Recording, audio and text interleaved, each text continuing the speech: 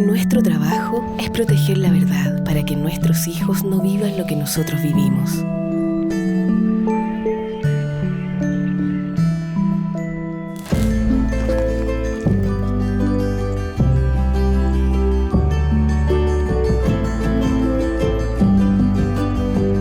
Ven al Museo de la Memoria y los Derechos Humanos. Y la reacción nuestra es no movernos de nuestro país, porque nadie tiene derecho a movernos de nuestro país, nadie tiene derecho tampoco a quitar el arte de un país, que es la vida de un país. ¿Ustedes piensan seguir en silencio?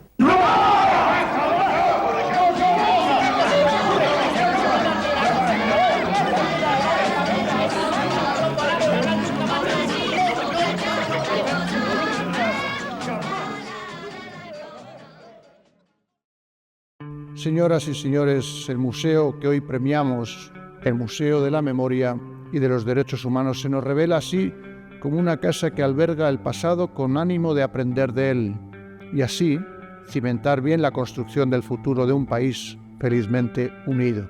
Bueno, es muy emocionante en nombre del Museo de la Memoria y los Derechos Humanos poder recibir este premio, que no es solo para el museo, sino que es un reconocimiento en realidad a todos sus trabajadores, a todas las comunidades que han conformado el museo y todas las otras instituciones que trabajan en materia de memoria y derechos humanos. Precisamente en momentos como estos, donde se ha puesto en cuestión la dignidad de las personas en muchos lugares y también las democracias en países hoy en día, y a darnos más impulso para seguir trabajando.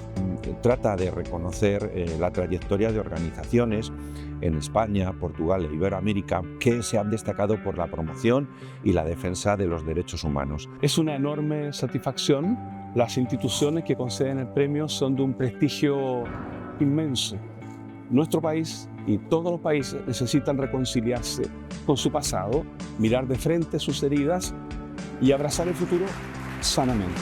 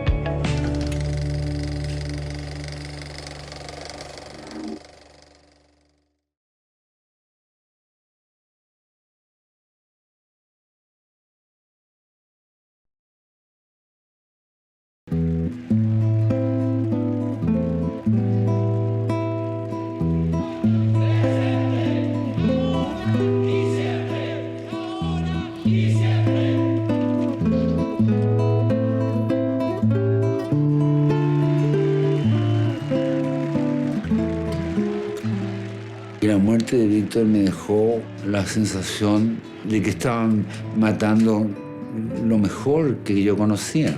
Y para nosotros fue así una cosa espantosa. Era la muerte del amigo, era una tragedia. Qué emoción siento estar después de tantos años entre ustedes y sentir cómo vive el recuerdo de Víctor y todo lo que él representa aquí entre nosotros. A pesar del dolor que significaba,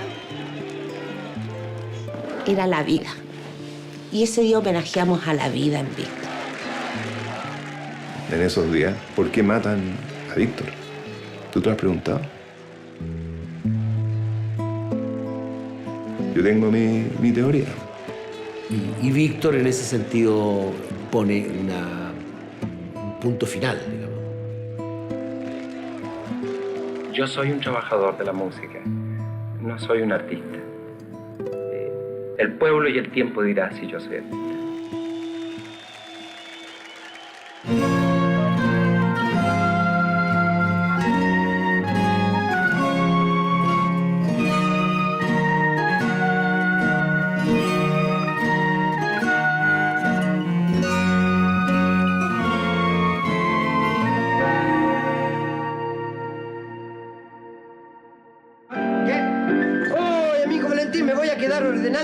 mi bolsón que está desordenado y mi pieza para que ustedes la encuentren linda. Ah, sí, y encontremos todas las cosas que queramos y no estén desordenadas, ¿eh? Porque ahora...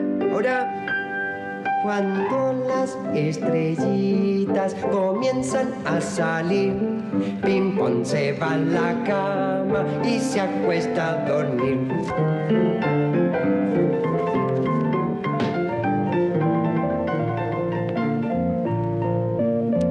Bueno amigos, Pimpón se despide de ustedes hasta la próxima en Televisión Nacional de Chile, los martes y viernes a esta misma hora. Antes de irnos quisiera contarles que hoy el maquillaje...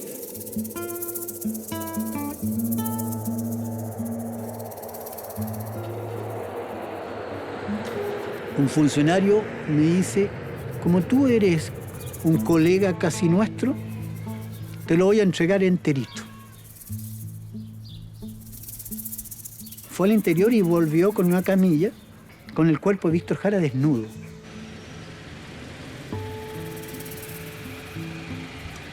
Pesqué la ropa y lo cubrí el cuerpo con la ropa, no lo vestimos, lo cubrimos. Yo sin saber que en ese segundo yo guardé todas las pruebas balísticas que quedaron guardadas aquí.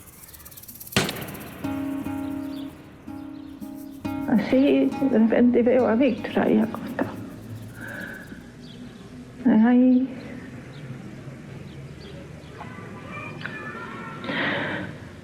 Ahí tomé el peso que lo habían matado, evidentemente. Yo no lo reflexioné para nada. Iba el sepulturero que tiraba el carro, Joan al medio, a su lado Héctor y el otro Héctor yo al otro lado. Los tres. Ni una flor ni nada, un ataúd vacío. No había ni una tarima como para subirnos con el ataúd y subirlo ahí. Tuvimos que subirlo nosotros mismos. Nos costó mucho. El Señor nos decía, apóyense arriba, apóyense, apóyense, fuerte, cuidado, cuidado. Y apóyense, apóyense. Y después nosotros mismos lo empujamos el ataúd hacia el interior. A nivel de ruido es un ruido que nunca se me ha olvidado. Empieza a vivir y empieza a morir de punta a punta, levantando la corteza. El primer funeral de Víctor Jara fue clandestino y silencioso. Durante 36 años, su cuerpo, furiosamente masacrado, permanecería escondido en medio del dolor.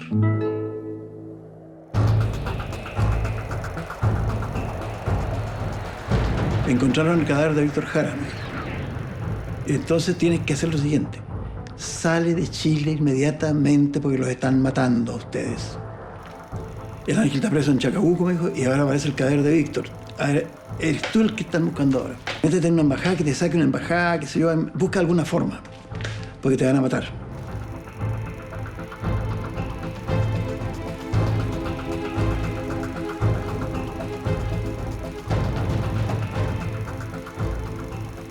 Nos fuimos.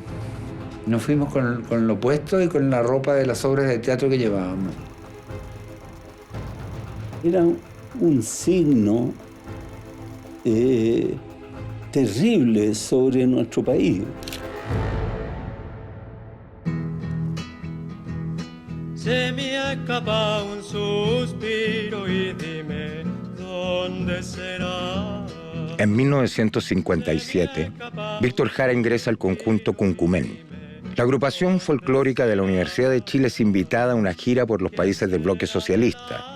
Este viaje por un mundo comprometido con los cambios marca nuevos tonos en el canto de Víctor, pero además revoluciona profundamente su mirada artística. Tuvimos 5 meses y medio viviendo juntos, y ahí nos conocimos mucho. Cosas como esta, yo me estaba acostando, dormía con otra de las compañeras, me estaba acostando y tocaba la gorda, nos decía las gordas, las 3 más jóvenes, gorda, ¿te acostaste? Sí, me estoy sacando ya los zapatos. Póntelo y vamos a caminar. Praga está maravilloso de noche, te invito un ratito, media hora. Y yo me ponía los zapatos y salíamos a caminar.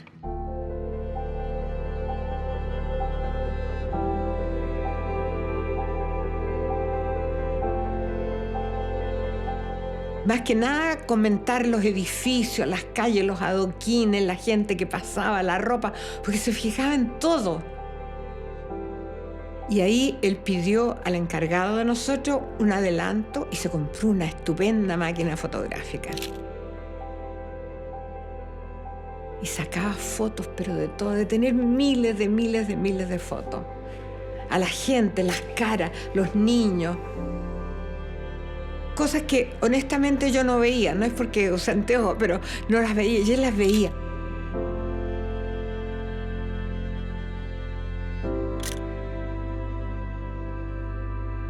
Siempre estaba preguntando, ¿hay función a la tarde? No hay. Voy a ir a hablar a ver si me consiguen una entrada para ver teatro, aunque no entienda nada, pero quiero ver teatro. Vamos a un concierto, vamos aquí, vamos allá. Así como ávido. Cuando Víctor se compró la cámara, él está explorando todo el tiempo. Entonces está primero ensayando técnicas fotográficas, está mirando qué hay, está descubriendo el mundo también. Una de sus fijaciones es que siempre está fotografiando arquitectura. Nosotros lo hemos interpretado en el archivo como que él está siempre buscando escenografías también, teatrales, ¿no? Por ejemplo, imagínate lo que es ir a la Plaza Roja en Moscú. Él estaba muy, muy impresionado. O sea, eran cosas que uno no se puede imaginar, ¿no? Yo creo que Víctor como fotógrafo no para nunca de explorar. Siempre está buscando. Lo que tiene sí es que él, como es un artista, tiene una sensibilidad muy particular y siempre está buscando lo sensible dentro de la foto, lo humano. Esa sensibilidad como artista, que es lo mismo que está en sus canciones, que es lo mismo que buscaba cuando él llevó el mundo normal, digamos, a las tablas, al teatro.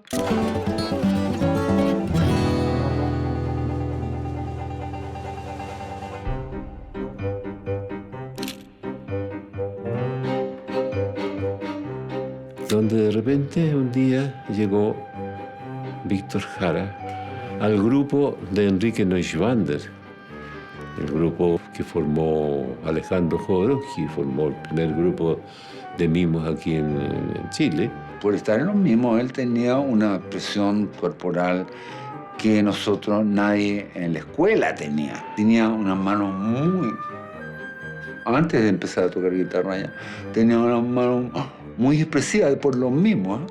Es raro ver una persona que se maneje y que se exprese a través de los dedos, de una forma tan como mágica, ¿no?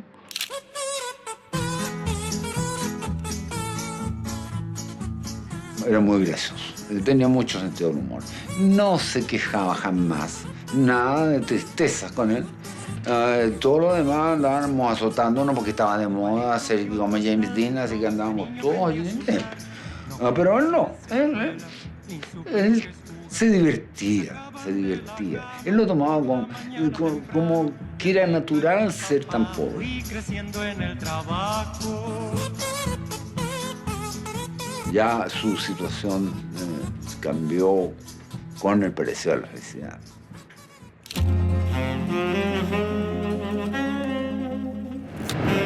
Mejor escríbete una obra y la dirijo yo. Uno ni se preguntaba de dónde salió que va a dirigir una obra si no ha dirigido nunca. Pero uno no se pregunta esas cosas, había que hacerlo. Entonces yo le dije, sí, bueno, que se me ocurre, yo te voy a contar.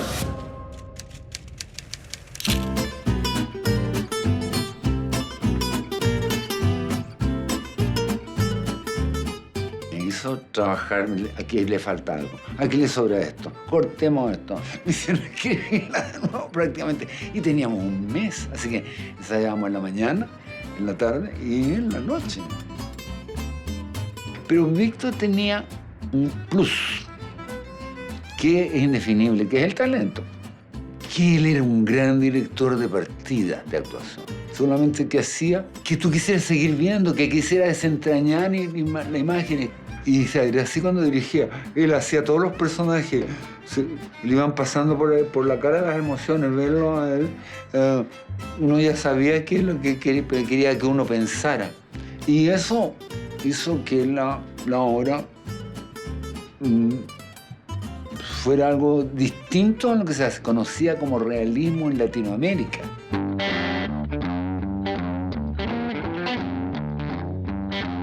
La cosa es que la obra fue un éxito deslumbrante.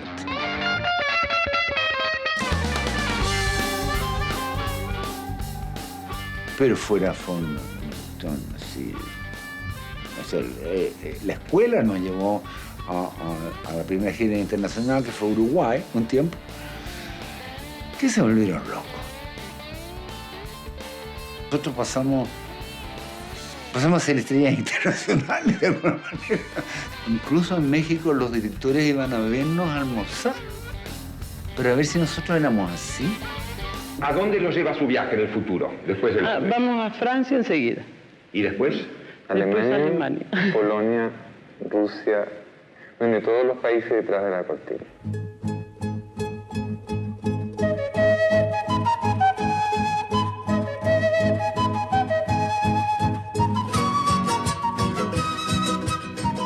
La disciplina del teatro, él la trasladó a este tipo de trabajo. Me dio susto porque él era muy serio y como hombre de teatro así te miraba, como que te analizaba un poco. ¿No? Era como una especie de conjunto soviético, porque teníamos hasta coreografía, estaba todo estudiado y estaba todo pensado por Víctor. Y con una disciplina, te digo así, en los ensayos empezaban a las 7:30 con él en expresión corporal, pero pasaban 3 minutos ahí en Villavicencio, ahí teníamos el taller, ¡trum! Ponía llave, te quedabas afuera nomás. Entonces después a las 8, porque era media hora de expresión corporal, abría la puerta, tú, ¡hola, Víctor! Decía. Empezamos a entender el uso de la escena, las luces, y hacíamos unos recitales que inmediatamente llamaban la atención. Por ejemplo, si tú cantas una canción de amor, la cantas transmitiendo una cierta emoción romántica. Y si estás cantando una canción dedicada al Che Guevara, por ejemplo, tienes una actitud que es más épica, claro. Entonces, todas esas cuestiones para nosotros eran tesoros. Realmente cantas al trabajador, al campesino, al minero, al trabajador del mar, sino también tienes canciones de amor. El amor y la relación del amor de hombre con una mujer con un hombre, o del hombre con su semejante, con sus hijos, con su hogar, con la patria, con el instrumento que trabaja, es vital, es la esencia de la razón de ser del hombre. Por eso que, bueno, no puede estar ausente de la temática de un cantor popular.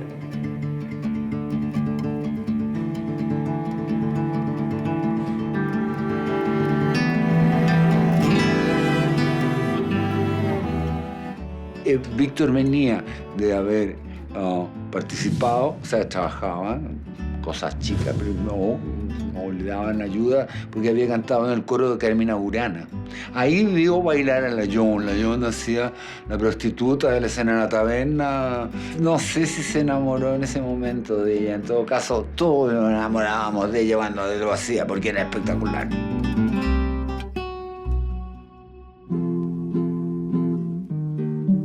Él escribe, Paloma, de contarte que estoy sola, que te quiero, que la vida se me acaba. Él la estrena en Moscú, en la radio Moscú. Ahí él empezó a escribir en la gira. Y siempre estaba, uy, ¿qué será de la John? ¿Qué pasará con la John? Siempre la tenía presente. Paloma, quiero contarte que estoy solo, que te quiero. Paloma, quiero contarte que estoy solo, que te quiero, que la vida se me acaba porque te tengo tan lejos. Palomita, verte quiero.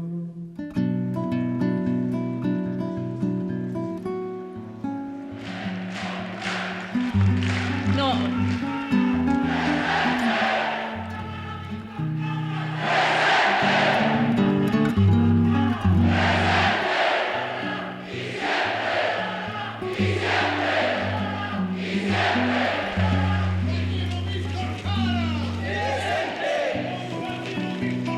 Su vida fue eso. A partir de ese momento fue todo dedicado a Víctor, a reivindicar su muerte, a exigir la justicia, etc. Se concentró en eso. Qué emoción siento estar después de tantos años entre ustedes y sentir cómo vive el recuerdo de Víctor y todo lo que él representa aquí entre nosotros.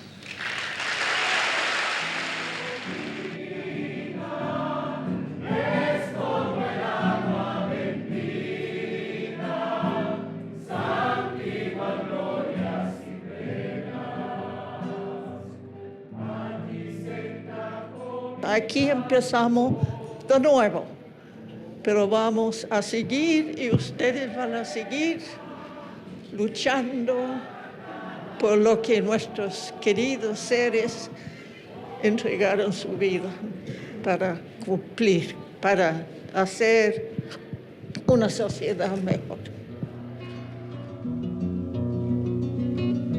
Yo no canto por cantar, ni por tener buena voz. Canto porque la guitarra tiene sentido y razón. Tiene corazón de tierra y alas de palomita. Es como el agua bendita, santigua glorias y penas. Aquí se encajó mi canto, como dijera Violeta.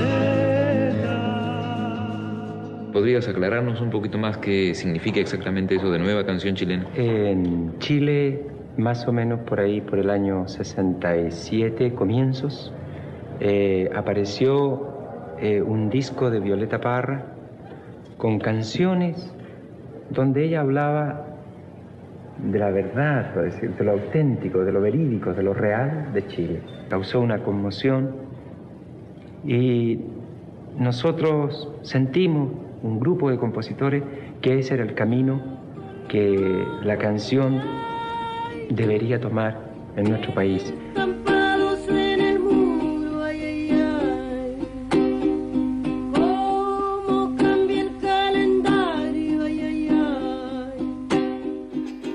En esta tierra que tanto quiero, el pueblo tiene lugar primero. En esta tierra que tanto quiero, el pueblo tiene lugar primero. La nueva canción cambió radicalmente en América Latina la fisonomía del canto popular. Así que fue una canción que surgió de la necesidad total del movimiento social en Chile.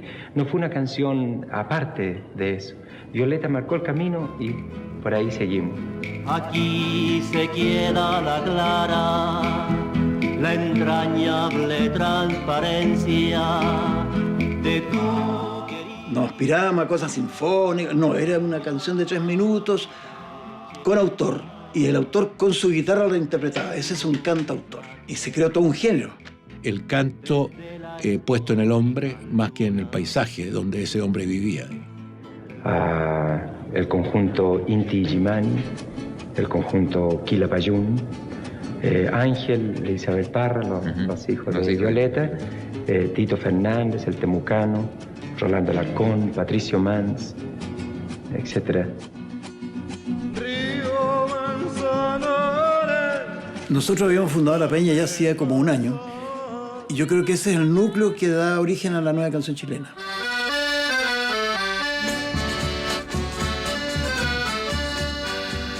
Y allí estrené Arriba la Cordillera, que se considera como la primera canción de la nueva canción chilena. Hay que recorrer callando los atajos del silencio. Me diste mal la dirección. La Peña era bastante elemental y pedestre en sus instalaciones. Tenía unas mesitas chicas, bajas, todo muy oscuro. y los actores salían a actuar sin ninguna pretensión, sin efectos especiales de luces, con un sonido seguramente bastante malo.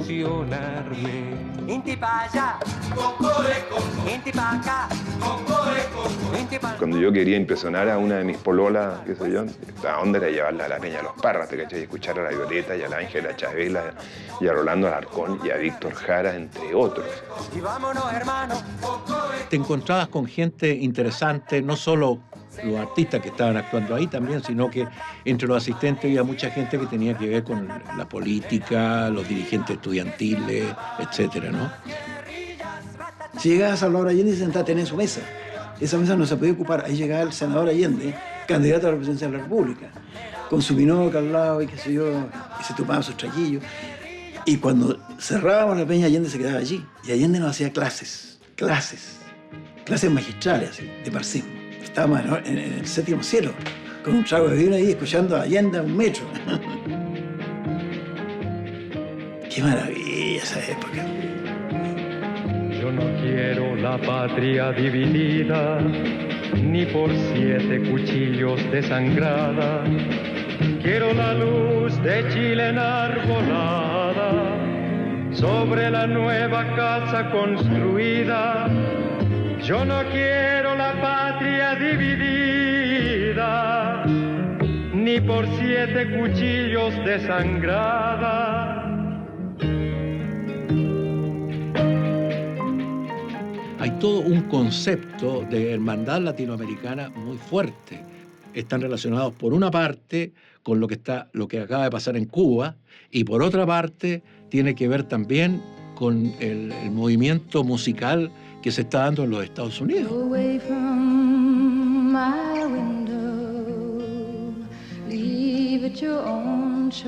Hubo un momento, ¿no es cierto?, en Europa, en Estados Unidos, cuando surge el término protesta de una juventud que traía la experiencia de la Segunda Guerra Mundial.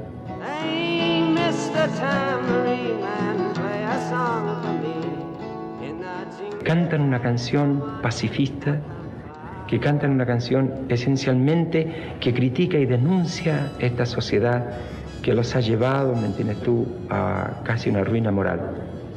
Ese término me parece muy acertado entonces.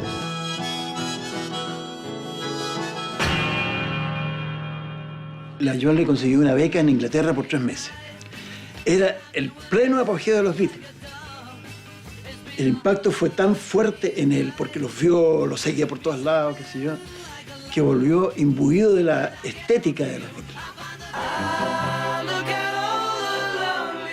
En las cartas que Víctor le manda a Joan, le habla con emoción de un mundo que se mueve por los cambios sociales. La banda sonora de esos días convulsionados expande también su propia forma de crear.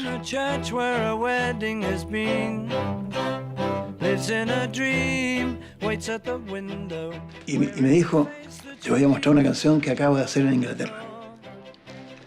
Ya, dale. Y me canta Te recuerdo a Amanda.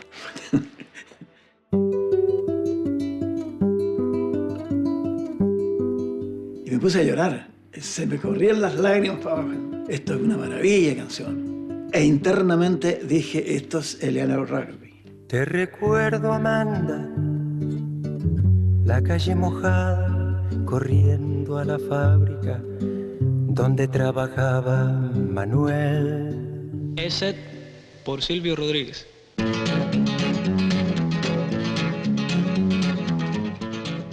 Posteriormente en Latinoamérica empieza la juventud a vibrar más con el acontecimiento social de sus propios países y empieza a rebelarse, una especie de protesta del sistema o protesta de lo que se puede decir concretamente de un sistema imperialista. Él descubre que la canción está más cerca de la gente, que puede ser un altoparlante mucho más importante que el teatro para mostrar la realidad. Y yo creo que es el objetivo fundamental de la canción auténticamente popular y de la revolucionaria auténtica, esa canción que moviliza los sentimientos del hombre. ¿no es cierto?, que le produce estados de conciencia. Conciencia crítica. Crítica. Cuando el continente y los compositores latinoamericanos lleguemos a ese rigor artístico, a la profundidad misma, ¿me entiendes tú?, del por qué la canción, entonces yo creo que vamos a revolucionar totalmente la música. Nunca más lo volvimos a ver. Tras su horrorosa muerte, se congeló el tiempo y nuestra memoria guardó para siempre intactos los recuerdos de una vida compartida, abrazada por su cariño, ternura y alegría de vivir. Esto y sus canciones en cierta forma nos ayudó a soportar su ausencia. Ausencia al despertar en las mañanas, ausencia al salir del colegio, ausencia del sonido de sus pasos en nuestra casa, ausencia de sus manos en las nuestras al caminar, de sus regaloneos.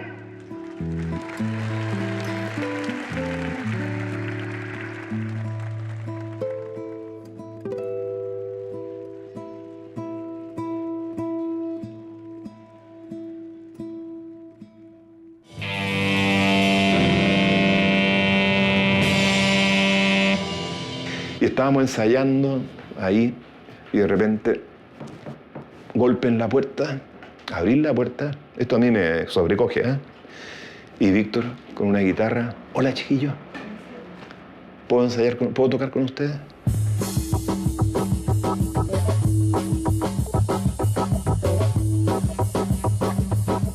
Y empezó a llegar a los ensayos, porque como era un visionario, quería aprender guitarra más moderna. Quería venir a mirar a Eduardo y a Julio Villalobos cómo hacían estos sonidos tan bonitos, ¿te cachai? Que en esos tiempos era como que compartimentos estancos, o sea, no podéis mezclar el rock con el folclore. Lo que habla, digamos, de su amplitud no era la actitud de muchos otros que miraban a estos hippies como que hay tanto que hacer en el país, que era real. Y ellos están como sin hacer nada, qué sé yo. Porque Víctor está más en sintonía, no sé, con Bob Dylan o con ese tipo de onda que con la cosa folclórica. Mientras estaba armándole la coreografía a Quilapayún y a los Inti Illimani, la capacidad absoluta de entender a estos chascones, él nos cachó. Entonces, DICAP nos abre las puertas a grabar esta música extraña. Pero llega el momento de ir a grabar y nos ponen problemas con las letras. Y pretenden censurarnos las letras, incluyendo los momentos. O sea, váyanse a la... Y viene entrando Víctor. Víctor nos mira. ¿Qué pasó, chiquillo? No, ¿qué pasó? No vamos a grabar, se acabó esta cuestión. No grabamos nuestro primer disco. Víctor entró, se cerró una puerta, como los chistes de Condorito. Salían dragones, serpientes, ranas. Sale Víctor. Por favor, ¿pueden borrar este episodio? Se acabó. Mañana graban sus canciones preciosas. Es que no entienden muy bien todavía mis compañeros, bueno, algunas cosas. Tienen que perdonarlo. Pese a ser miembro del Partido Comunista, que hay mucha ortodoxia, mucha cuadradera, era abierto, era un visionario y era un rompedor. El derecho de vivir, poeta Ho Chi Minh, que golpea de Vietnam a toda la humanidad. Víctor incluso graba con los Blobs El derecho de vivir en paz, nada menos, ¿no? El derecho de vivir en paz.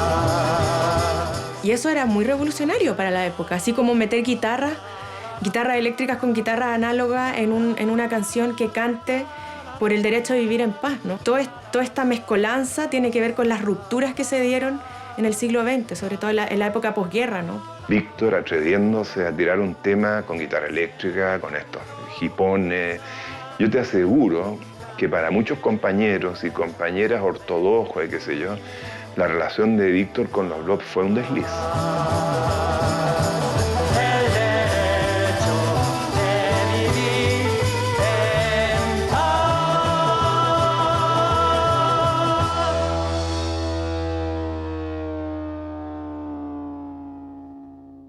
cuando uno cambia de posición, cuando cambia de estructura mental, no es fácil. Y hay muchos sinsabores. Pero dentro de estos sinsabores también hay grandes alegrías, profundas alegrías. Y esa alegría no tiene límite cuando está construida por jóvenes y trabajadores de todo el país que están juntos de la mano, unidos, por el único afán de construir un país libre, soberano, digno. El Partido Comunista hizo un acto masivo que era en la Plaza Pedro Aguirre Cerda, o sea, al fondo de la avenida Bulnes. Llegaba la gente desde la Plaza Pedro Aguirre Cerda hasta la Alameda. Ese acto lo dirigió Víctor. Las casitas del barrio alto, con rejas y antejardín, una preciosa... Los actos de políticos los organizaban los políticos nomás. Esta vez no.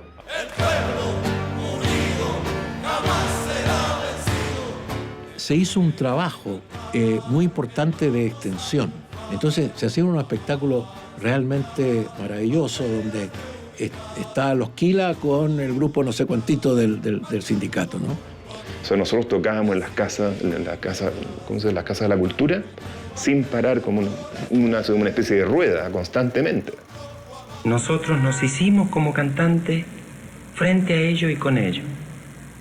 En los sindicatos, en asentamientos campesinos, dentro de las universidades.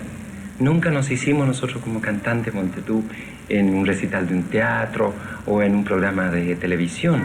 Y yo creo que la canción esta no la para nadie. Nadie la detiene, como nadie detiene el proceso de cambio que se ve venir en todo el continente.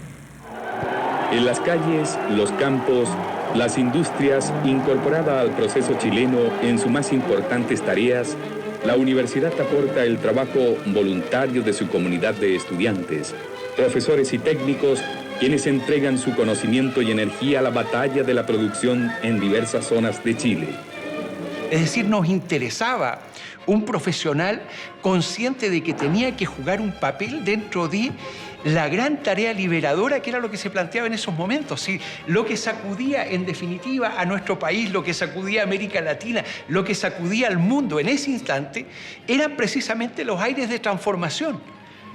Víctor, el Inti Illimani, el Quilapayún, eran artistas ligados profundamente a los cambios, a lo que estaba construyendo este país nuevo. Y la Universidad Técnica para ellos representó eso.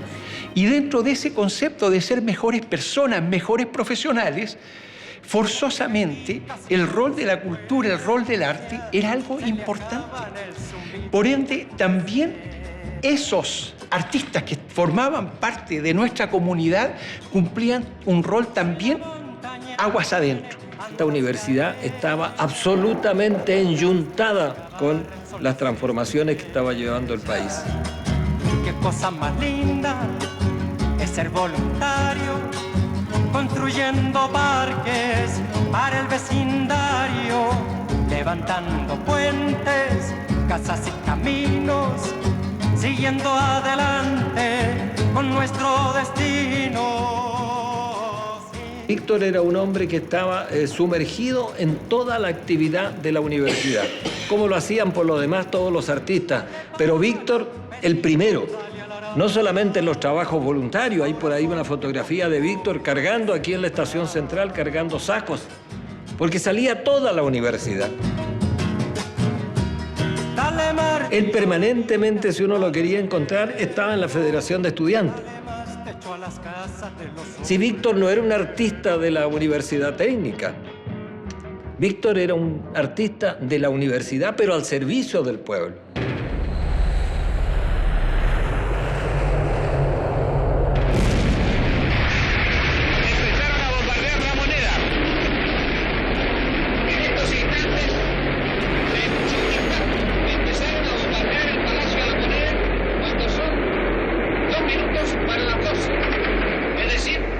Sale de Chile inmediatamente porque los están matando a ustedes. A ver, eres tú el que están buscando ahora. Y te van a pillar.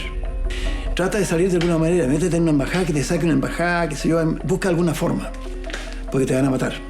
Nos fuimos con lo puesto y con la ropa de las obras de teatro que llevábamos.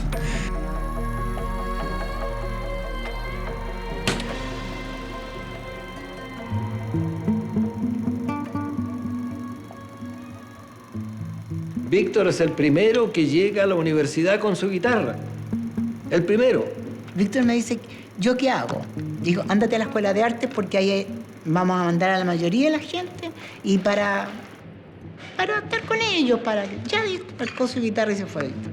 Es cuando caemos prisioneros, la mañana del 12 de septiembre, cuando la universidad, ¿no es cierto?, es rodeada por una compañía de infantes y empiezan a disparar, ¿no es cierto?, los obuses contra la universidad y después descargan todas las ametralladoras. Es el recinto más sólido, ¿no? Es este concretamente, paredes de ladrillo, etc. Víctor se había metido en las patas de los caballos al venir a la universidad porque sabía que aquí había tiroteo, porque sabía que estábamos rodeados. Pero es que ese era Víctor. Exacto, llegó como toda... Exacto. Y no es porque no hubiese estado consciente de lo que se iba a jugar acá. O sea, estaba absolutamente claro que la Universidad Técnica era uno de los lugares en donde iba a ser muy duro. Porque él se transformó en un animador. Esa noche todo el mundo sabe que cantó varias canciones, que habló, etc. Y el rector Kirber, en un momento dado, se dirige a Víctor y le dice, usted, compañero, debería irse. Le dijo, no, yo con el dedo así, no, yo tengo aquí mi lugar. Después que ametrallan la universidad, todos los hombres somos obligados a acostarnos en el suelo, en el pavimento frente a la casa central. Y ahí estuvimos, todo el día en la práctica hasta ser trasladados al Estadio Chile. Este Estadio Chile era un multiescenario del horror. Y entonces allí es donde el oficial de improviso descubre a Víctor y dice, a ese hijo de puta me lo traen para acá. Víctor entonces sale de la fila y el oficial le replica y le grita, no me lo traten como señorita, carajo. De repente él saca la pistola, con el cañón del arma empieza a golpear a Víctor en la cabeza. Y su cabeza, su pelo y su frente empieza a colmarse de sangre. Y lo mantienes con el fusil apuntándolo. Y si se mueve, lo matas, carajo. ¿Entendiste? Lo matas, carajo. Entonces le dice, fuma, huevón. Entonces le dice que no quiere fumar. Y entonces, fuma, huevón. Y lo insiste. Y entonces Víctor empieza a estirar la mano para recoger la colilla. Y entonces el oficial, con la bota izquierda, con una de las botas, presiona la mano de Víctor y con la otra empieza a golpearle la muñeca y le dice, a ver si ahora vaya a poder cantar, hijo de puta.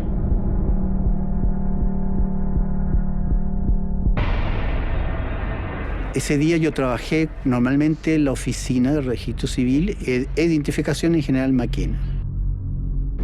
Ya no estaba ningún director, ningún jefe. Había militares a la entrada y al interior del edificio. Con casco tenía de guerra, nos separan y nos llevan al exterior y nos suben en unos camionetas militares. Me di cuenta perfectamente para dónde nos llevaban, pero no sabía por qué. A la morgue de Santiago. Un gran espacio, muy oscuro el lugar. Retrocedían camiones y de ahí soldados jóvenes tiraban cuerpos y después venían funcionarios de la morgue y los iban ordenando en línea correcta, perfecta. Y llegamos, ¿no es cierto?, al día sábado 15, que es el día del asesinato de Víctor. Nos trasladan aquí y Víctor se sienta en este asiento que está pintado de blanco. Supimos que habían 2 que iban a salir en libertad. Y entonces le mandamos recado a nuestras mujeres, a nuestras madres, diciendo, estoy vivo, estoy en el estadio, llama a tal persona. Y Víctor empieza a escribir. En lo que nosotros suponíamos iba a ir una carta dirigida a Joan, su esposa. Y escribe con frenesí, con ese apremio del presentimiento, digo yo. Y en el momento que está escribiendo llega un soldado que había recibido órdenes superiores, 2 soldados, y lo arrastran hasta la parte superior. Y al partir, Víctor lanza la libreta que yo le había pasado. Yo la cojo en el aire, la libreta, y me la guardo y me olvido de ella. Porque en ese minuto seguimos con la vista y hasta donde pudimos arrastrarnos lo más cerca posible donde estaban torturando a Víctor.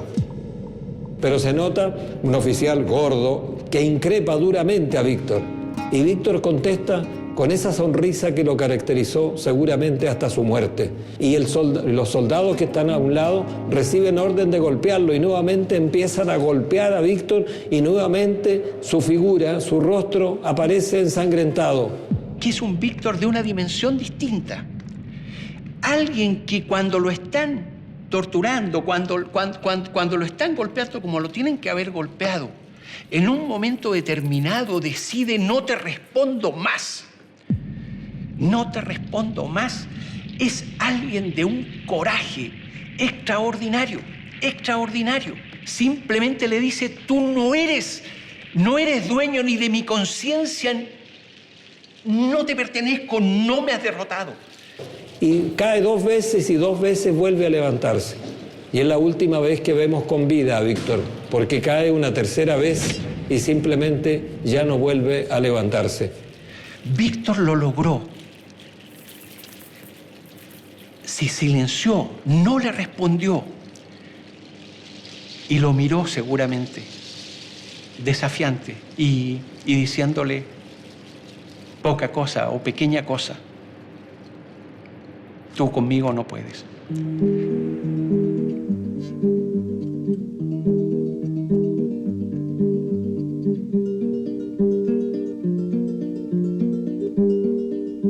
Y todos naturalmente acordamos buscar la forma de ocultar esos versos que se habían escrito 2 horas antes del asesinato de Víctor, que hoy día se conoce en el mundo entero como el poema este que se llama Estadio Chile. Que no te aturde el engaño, sigue así.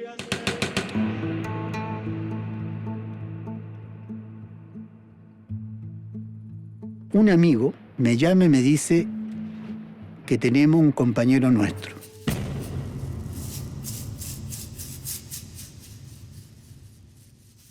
Yo veía un cuerpo que positivamente yo conocía el nombre, pero parto de la negación. No, no puede ser él, no. Le digo no. Me dice sí. Y le tomamos las huellas. Y teníamos que sacarlo de aquí. No sé de qué manera, pero yo me llevo la ficha, no la voy a entregar al jefe. Yo me fui caminando las calles de Santiago de ahí, con esa ficha entre mi camisa.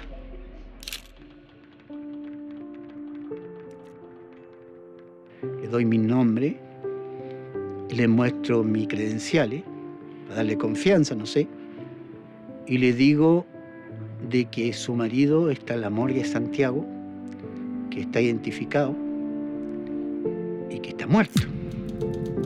Entonces le di una serie de instrucciones. Primero le conté al lugar donde íbamos a ir, que no estaba permitido para civiles, que éramos solamente los funcionarios y militares que entraban ahí.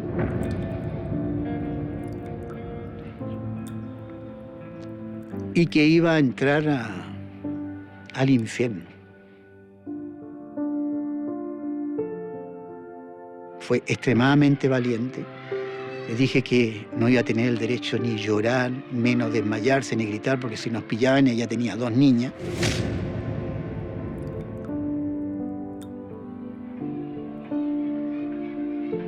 Daño hace una cosa así, claro que hace daño. Pero al mismo tiempo, orgullo. Una mezcla muy extraña pero yo me protegí siempre como que es ese joven para poder yo caminar tranquilo en las calles de mi país.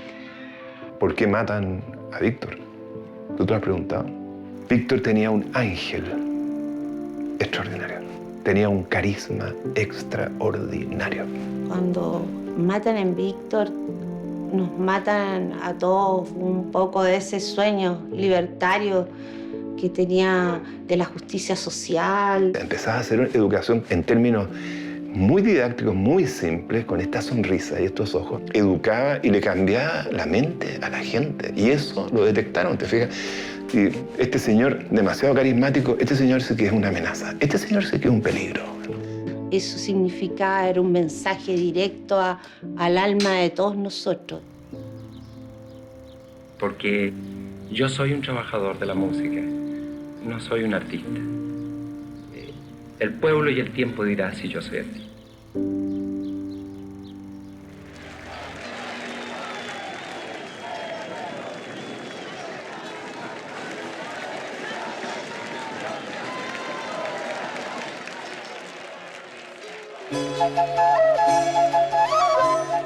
...36 años después de su asesinato, Víctor Lidio Jara Martínez recorre las calles de Santiago. La multitudinaria despedida al artista es una clara respuesta a la pregunta que quedó suspendida después de su muerte. Conmigo ven, vamos por ancho camino. El segundo funeral fue un acto, fue un homenaje. Fue un homenaje a la vida de Víctor, fue un homenaje a los hombres como Víctor, a las mujeres como Víctor. A pesar del dolor que significaba, era la vida. Y ese día homenajeamos a la vida en Víctor. Terminaremos con ella. Ven. Ahí uno se da cuenta que bueno, Víctor lo mataron, pero no. Sigue vivo en todas partes del mundo, todo el tiempo. Sigue hacia el mar, tu canto es río, sol y viento, pájaro que anuncia la paz. Amigo. Y yo pienso que la muerte no existe porque cada vez que lo recordamos, cada vez que cantamos una canción de él, está ahí presente, está gritando, está cantando.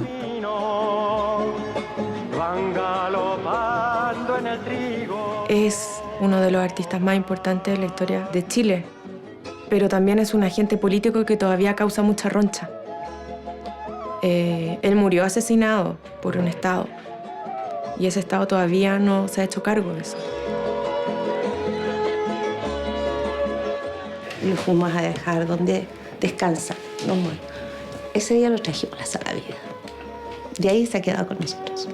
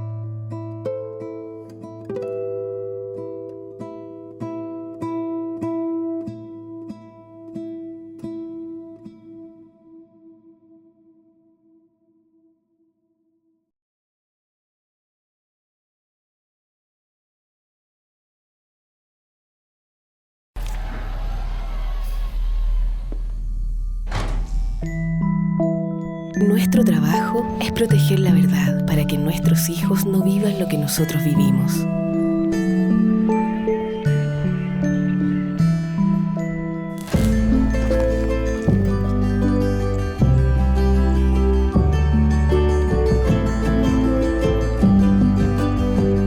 Ven al Museo de la Memoria y los Derechos Humanos.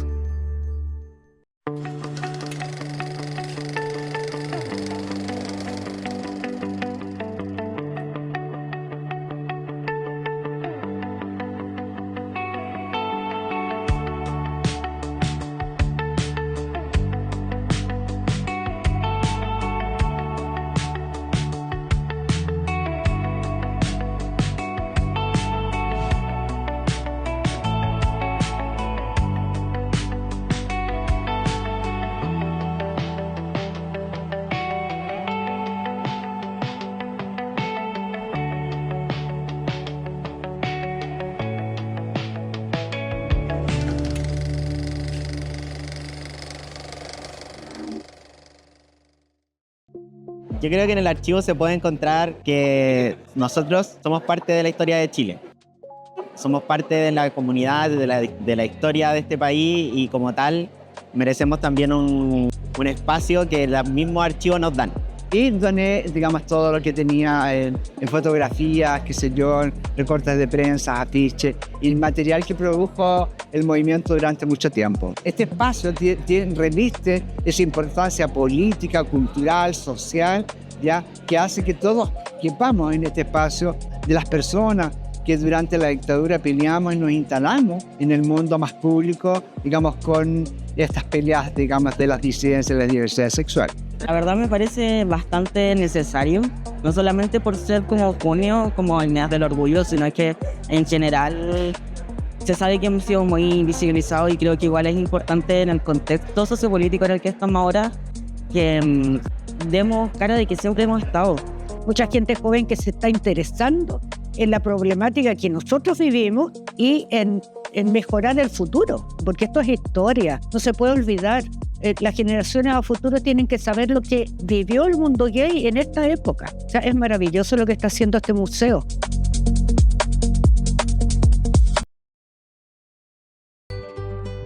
Recordar que la defensa de los derechos humanos es un deber de todos, sino que también saber que esa defensa tiene una historia construida en base a muchísima gente que ha hecho esfuerzos muy notables, muy valientes y que hace muy bien reconocer. Estoy sorprendido por la intensidad del homenaje que me han hecho. Para mí eso es muy bello, que el Museo de la Memoria tiene esa capacidad de traer gente joven sobre todo, para recapacitar un poco de lo que pasó y cómo que nunca más, como se decía en el informe argentino, nunca más debería ocurrir. Así que yo tengo mucho respeto y admiración por la labor que esta institución realiza.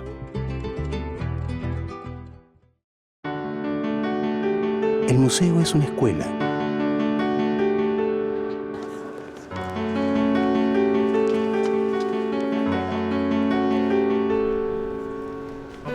Las personas aprenden a comunicarse, a hacer conexiones.